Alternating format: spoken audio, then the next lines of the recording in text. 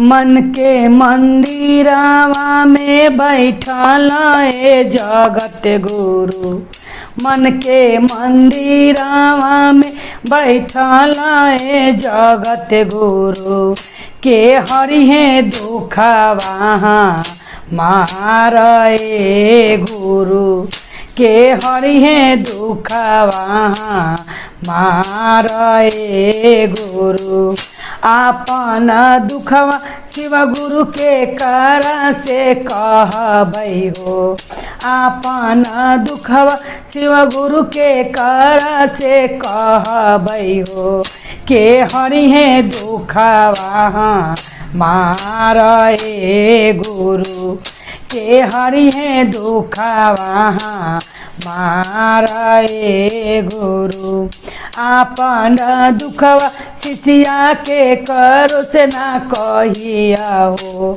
आपन दुखवा शिष्या के करो से ना कहिया हो। हंसिया उड़ाई है तो हार ए शिष्या। हंसिया उड़ाई है तो हार ए शिष्या। मन के मंदिरवा में बैठल ए जगत गुरु। मन के मंदिरवा में बैठल ए जगत गुरु। के हरिहे दुखवा मार ए गुरु। के हरिहे दुखवा मार ए गुरु। आपन दुखवा शिष्या हमारा से कहिया हो। आपन दुखवा शिष्या हमारा से कहिया हो। हर लेबो दुखवा तो हार ए शिष्या। हर लेबो दुखवा तो हार ए शिष्या। मन के मंदिरवा में बैठल ए जगत गुरु।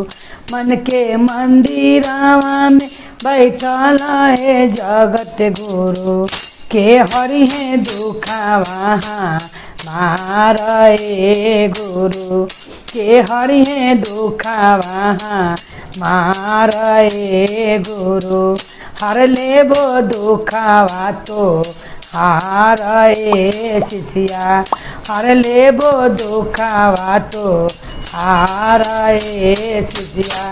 हर महादेव की जय।